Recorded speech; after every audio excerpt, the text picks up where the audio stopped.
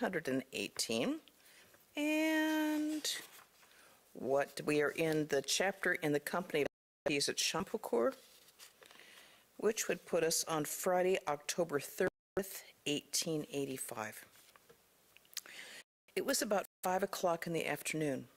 The devotees were sitting quietly in the room. Many outsiders were also present. All sat in silence. M was seated very near Sri Ramakrishna. Now and then they exchanged a word or two in a low voice. The master wanted to put on his coat. M helped him. Master to M. You see, nowadays it's not necessary for me to meditate much. All at once I become aware of the indivisible Brahman. Nowadays the vision of the Absolute is continuous with me. M did not reply. The room was full of men, all silent. Presently Sri Ramakrishna spoke. Master, well, all these people are sitting here without uttering a word. Their eyes are fixed on me. They are neither talking nor singing. What do they see in me? M said to the master, Sir, they've already heard many things you have said. Now they are saying what they can never see anywhere else. A man always blissful, of childlike nature, free from egotism, and intoxicated with divine love. The other day you were pacing the outer room of Ishan's house. We too were with you. A man came to me and said that he had never before seen such a happy person as you. M became silent. The room was still. A few minutes later, Sri Ramakrishna spoke to M in a whisper. Master, well, how is the doctor coming along? Does he now receive well the ideas of this place? M. How can an effective seed fail to sprout? It must germinate somehow or other. I feel like laughing when I remember what you said the other day. Master, what was that? M. You said that Jadu Malik was so absent-minded that while taking his meals, if anyone pointed out to him that a dish was not salted, he would say in a surprised voice, Yes, yes, oh, I see it's not salted. You told this to the doctor because he had said that said to you that he was always absent-minded. You meant that he became absent-minded by thinking of worldly things and not because of contemplation of God. Master, will he not pay attention to what I say? M. Of course he will, but he forgets many of your instructions because of his numerous duties. Today, too, he made a nice remark when he said, to look on a woman as mother is a spiritual discipline of the Tantra. Master, what did I say to that? M. You told him about that Bhagavata scholar who owned bullocks and plows. The master smiles. Further, you told him about the king who said to the pundit of the Bhagavata, you had better understand it yourself first. The master smiles. Then you told him about the Gita, whose essence is the renunciation of lust and greed, renunciation of attachment to lust and greed. You said to him, how can a worldly man who has not renounced lust and greed teach others? Perhaps he didn't understand the drift of your words. Change the subject. Sri Ramakrishna was thinking about the welfare of the devotees. Purna and Manindra were two of his young disciples. He sent Manindra to talk to Purna. It was evening. A lamp was burning in Sri Ramakrishna's room. The devotees and visitors were sitting at a distance. The master was introspective.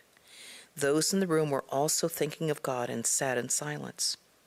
A few minutes afterwards, Narendra entered the room with a friend, whom he introduced to the master as an author. Sri Ramakrishna talked with him about the metaphysical significance of Radha and Krishna. The author said that Radha and Krishna were the supreme Brahman. Vishnu, Shiva, Durga, and all other deities sprung from them. Master, that is good. There are different aspects of Radha. In her seductive aspect, she was Chandravali. In her aspect of love, she participated in Sri Ramakrishna's Leela at Vrindavan. Nanda Ghosh, Krishna's foster father, had the vision of the eternal Radha. First is the seductive Radha, then the Radha of love. If you go farther, you will see the eternal Radha. It's like taking off the layers of an onion one by one. First the red layers, then the pink, then the white. Afterwards, you don't find any more layers. Such is the nature of the eternal Radha, Radha the Absolute. There, the discrimination following the process of not this, or neti, comes to an end. There are two aspects of Radha Krishna, the absolute and the relative. Excuse me, I'm going to have to take something in my throat.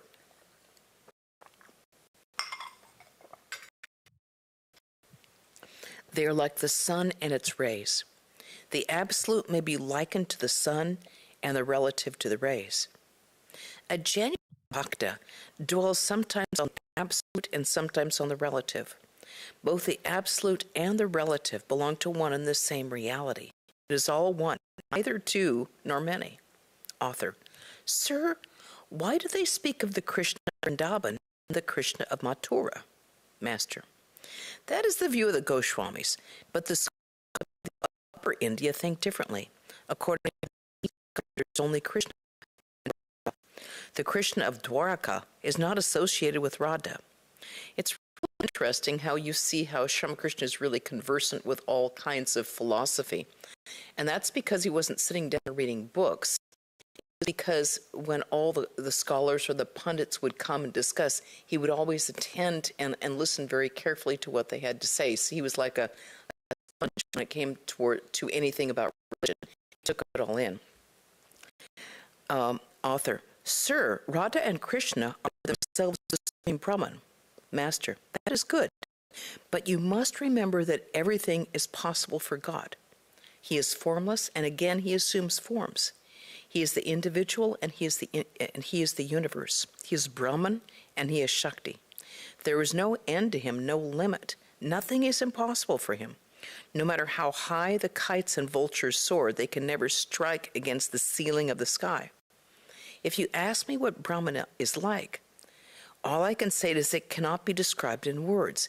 Even when one has realized Brahman, one cannot describe it. If someone asks you what ghee is like, your answer will be, ghee is like ghee. The only analogy for Brahman is Brahman. Nothing exists besides it. And now we move to the next day, October 31st, 1885. Hari Balav Bose, a cousin of Balaram, came to see Sri Ramakrishna. He saluted the master respectfully. Hari Balav was the government pleader at Cuttack. He did not approve of Balaram as the master, especially with the ladies of the family. Balaram had said to his cousin, "You had better meet him first, then you can say whatever you like." Presently, the master and Hari Balav became engaged in conversation. Master: can you tell me how I shall get well? Do you think this is a serious illness? Hari Balav: Sir, the doctors can tell you better about that than I can. Master: when the women take dust at my feet, I say to myself that they are saluting God who dwells inside me. I look at it that way. Hari Balav: you are a holy man. All should take the dust of your feet. What harm is there in it? Master: you may speak that way about sages like Dhruva, Prahlada, Narada, or Kapila, but who am I? Please come again. Hari Balav: I shall certainly come, because you attract me. You don't have to urge me. Hari Balav was about to depart. He saluted Sri Ramakrishna and was going to take the dust of the master's feet. But Sri Ramakrishna moved his feet away. But Hari Balav persisted. He took the dust of Sri Ramakrishna's feet against the latter's wishes. When he stood up, the master stood up too, to show him courtesy. The master said to him, Balaram feels unhappy because I don't go to his house. I thought of visiting you there one day, but then I was afraid you might say to Balaram, who asked him to come here today? Hari Balav: who has been telling you these things? Please don't let such a thought enter your mind. Hari Balav departed. Master to M: he is a devotee of God. Why else should he have forcibly taken the dust of my feet? I told you the other day in Samadhi that I had seen Dr. Sarkar and another person. He is the other person, so he has come. M: yes, sir, undoubtedly is a bhakta. Master: how guileless he is. M went to Dr. Sarkar's house to report Sri Ramakrishna's condition. The doctor talked to M about Sri Ramakrishna, Mahima Charan, and the other devotees. Doctor: Mahima Charan didn't bring the book he promised to show me. He said he'd forgotten all about it. It's quite possible I'm forgetful too. M. He has read a great deal. Doctor. Then why is he in such a plight? Referring to the master, the doctor said, what will a man accomplish with mere bhakti? He needs jnana too. M. Why, the master says that bhakti comes after jnana. But his conception of jnana and bhakti is quite different than yours. When he says that one obtains bhakti after jnana, he means that at first comes the knowledge of reality, and then bhakti, first the knowledge of Brahman, and then bhakti. First the knowledge of God, and then love for him. When you speak of jnana, you mean the knowledge obtained through the senses. The jnana that Sri Ramakrishna speaks of cannot be verified by our standards. The knowledge of reality cannot be tested by the knowledge obtained through the senses. But your jnana, the knowledge that comes through the senses, can be verified. The doctor remained silent. Then he referred to the subject of the divine incarnation. Doctor, what is this idea of divine incarnation? What is this taking the dust of a man's feet? M. Why, you say during your experiments in the laboratory, you go into ecstasy when you think of God's creation. Further, you feel the same emotion when you think of man. If that is so, why shouldn't we bow our heads before God? God dwells in the hearts of man. According to Hinduism, God dwells in all beings. You've not studied the subject much. Since God dwells in all beings, what is wrong in saluting a man? Sri Ramakrishna says that there's a greater manifestation of God in certain things than in others, as the sun reflected by water and by a mirror than by other objects. Water exists everywhere, but it is most apparent in a lake or in a river or a lake. We bow down to God and not to man. God is God, not man is God. God cannot be known through reasoning. All depends on faith. Of course, I'm repeating to you what Sri Ramakrishna says. Dr. Sarkar presented M with one of his books, The Physiological Basis of Psychology. He wrote on the first page, as a token of brotherly regards. It was about 11 o'clock in the morning. Sri Ramakrishna was sitting in his room with the devotees. He was talking to a Christian devotee named Mishra.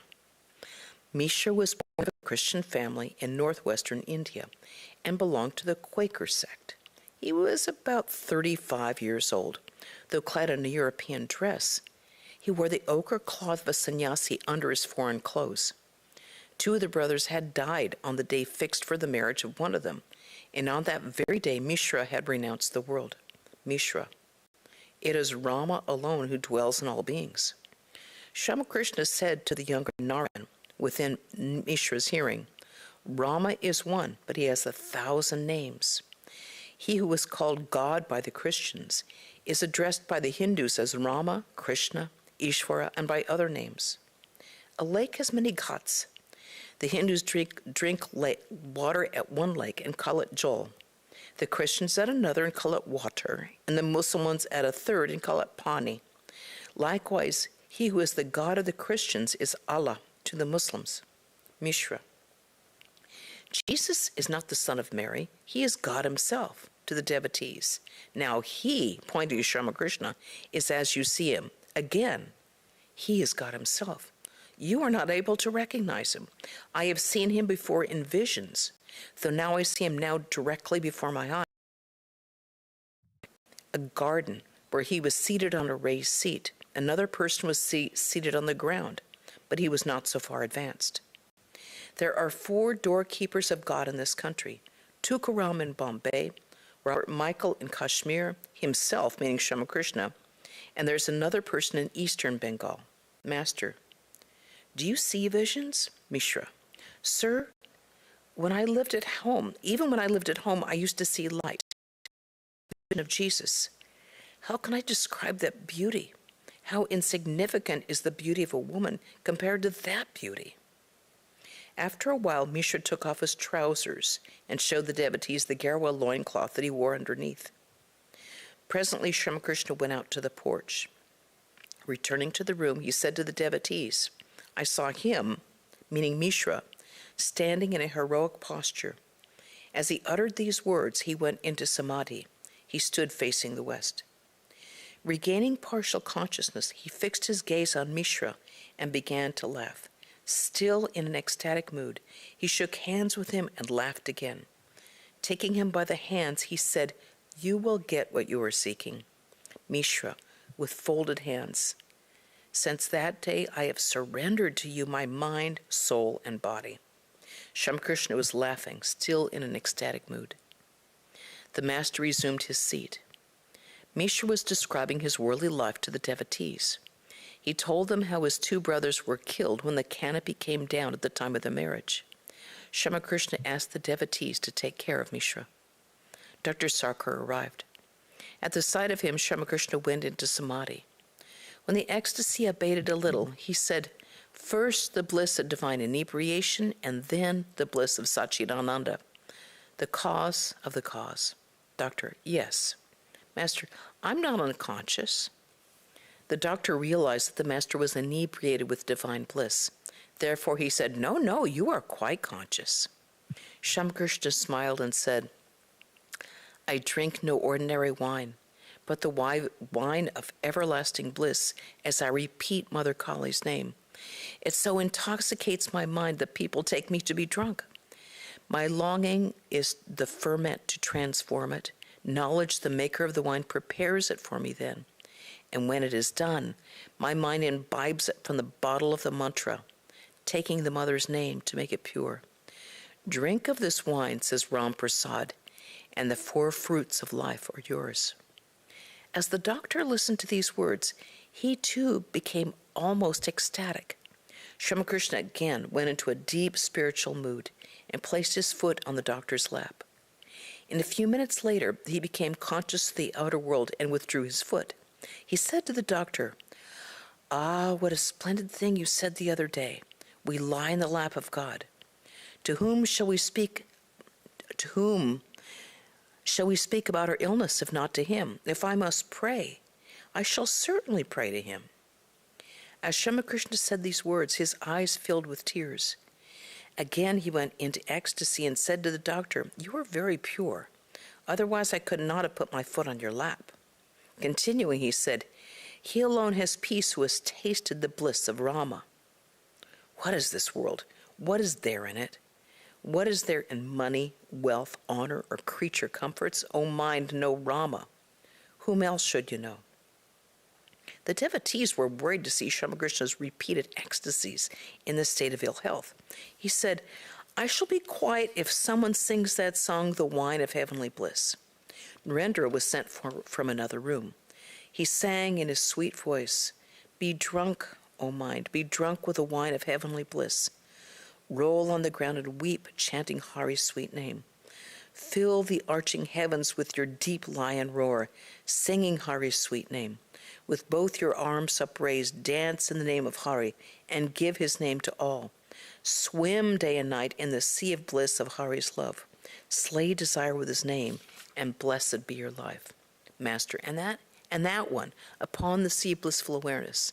Narendra sang, "Upon the sea of blissful awareness, waves of ecstatic love arise. Ah, how enthralling! Rapture divine, play of God's bliss." Narendra sang again, "Meditate, O my mind, on the Lord Hari, the stainless one, pure spirit through and through. How pureless is the light that is in him shines. How soul-bewitching is his wondrous form. How dear he is to all his devotees. Ever more beauteous in the fresh blossoming love that shames the splendor of 1,000,000 moons. Like lightning gleams the glory of his form, raising erect the hair for very joy. Worship his feet in the lotus of your heart, with mind serene and eyes made radiant. With heavenly love, behold that matchless sight.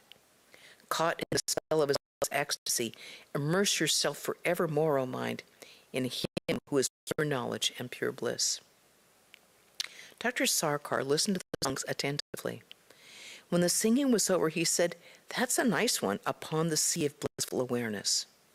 At the sight of the doctor's joy, Ramakrishna said, "The son said to the father, 'Father, You taste a little wine, and after that, if you ask me to give up drinking, I shall do so. After drinking the wine, the father said, Son, you may give it up. I have no objection. But I'm certainly not going to give it up myself. The doctor and the others laughed. The other day, the Divine Mother showed me two men in a vision.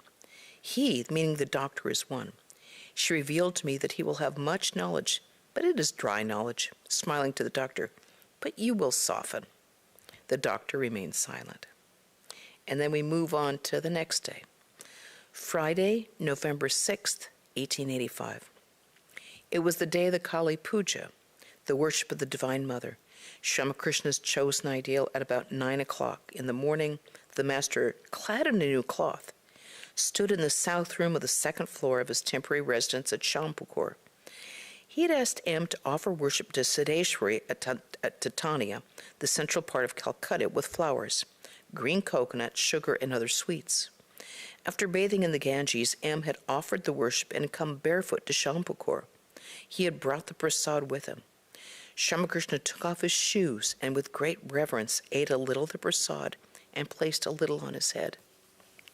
At the master's request, M had purchased 2 books of songs by Ram Prasad and Kamalakanta for Dr. Sarkar. M. Here are the books of songs by Ram Prasad and Kamalakanta. Master, force songs like these on the doctor. How are you trying, O my mind, to know the nature of God? Who is there who can understand what Mother Kali is? O mind, you do not know how to farm. Fallow lies the field of your life. Let us go for a walk, O mind, to Kali, the wish-fulfilling tree. M. Yes, sir. Sri Ramakrishna was pacing the room with M. He had put on his slippers. In spite of his painful illness, his face beamed with joy. Master, and this song is also very good. This world is a framework of illusion. M. Yes, sir. Suddenly, Sri Ramakrishna gave a start. He put aside his slippers and stood still. He was in deep samadhi.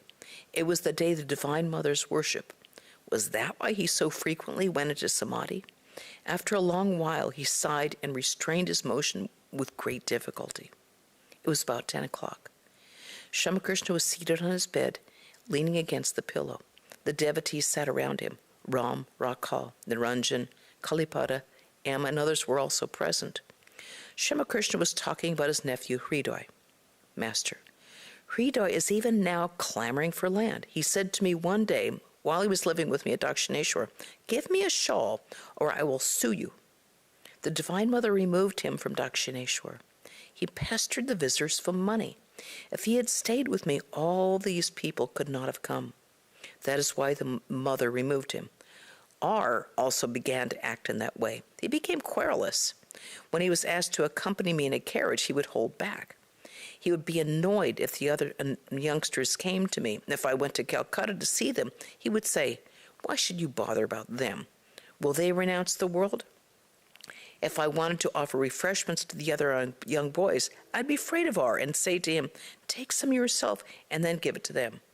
I came to know that he would not stay with me. Thereupon I said to the Divine Mother, Mother, please don't remove him altogether like Hridoy. Then I came to know that he was going to Vrindavan. If R had stayed with me at that time, all these youngsters could not have mixed with me. He left for Vrindavan, and these young boys began to visit me frequently. R humbly, Sir, that wasn't really in my mind. Ram to R. That's Rakhal, by the way. Do you think you understand your mind as well as the Master understands it? Rakhal remained silent. Master to R. Why should you feel that way? I love you more than a father loves his son. Now please keep quiet. You no longer have that attitude. After a time, the devotees went to another room. Sri Ramakrishna sent for R and said to him, do you mind what I have said? R. No, sir. Sri Ramakrishna said to M, it is the day of Kali Puja. It is good to make some arrangements for the worship. Please speak to the devotees about it. M went to the drawing room and told the devotees about what the master had said. Kalipada and others busied themselves with the arrangements. About 2 o'clock in the afternoon, Dr. Sarkar arrived, accompanied by Professor Nilmani. The doctor listened to the report of the illness and prescribed medicine. Sri Ramakrishna said to him, these 2 books have been purchased for you. M handed him the books. The doctor wanted to hear some songs. Another devotee sang, "How are you trying, O my mind, to know the nature of God? You are groping like a madman, locked in a dark room." Then they sang, "Who is there that can understand what Mother Kali is? Even the 6 darshanas are powerless to reveal her. It is she, the scriptures say, that is the inner self of the yogi, who in self discovers all his joy. She that of her own sweet will inhabits every living being. The macrocosm and the microcosm rest in the mother's womb. Now do you see how vast it is? It is in the Muladhara. It is the Muladhara, that the yogi meditates on her, and in the Sahasrara. Who but Shiva has beheld her as she really is? Within the lotus wilderness, she sports beside her mate, the swan. When a person desires to understand her, Ram Prasad must smile. To think of knowing her, he said, is quite as laughable as to imagine one can swim across the boundless sea. But while my mind may understand, alas, my heart has not. Though but a dwarf, it would still strive to make a captive of the moon." And I think that's a good place to stop. Are there any questions or discussions? Well, then I have a very important message from your sponsors here. And that is, first of all, we have a lecture tomorrow, Sunday, at 11 a.m. on Overcoming Our Fears by Professor Krishna Prana. On Wednesday, we'll have our final reading of the Eternal Companion, and that will be followed by, I think we're going to go right into Swami Shivananda's For Seekers of God. And last but surely not least, we have a wonderful function coming up this coming Saturday at 10 o'clock from 10 to 3:30, and I will read it. On Saturday, September 11th, which is the anniversary of Swamiji's first talk in the United States, his Parliament of Religions, Sisters and Brothers of America, we are having another nuns conference. We had our first one, and it was very successful in 2012. So considering everything going on right now, it seemed like a great time to have a second one. So we'll have nuns from San Francisco, nuns from Hollywood, and here in Santa Barbara. It's going to be informal and very practical. So the conference will be here in the temple. Please feel free to join us with a mask. You can also join us online. Again, it'll be from 10 a.m. to 3:30 p.m. We'll have definitely a break, and then there'll be a break for lunch. Bring your own lunch. If you're at home, you can make your own lunch. And we won't be able to get our drinks, our little beverages and snacks to you. But we'd be very happy if you can join us any way that you can. Okay, well, I will close the chat.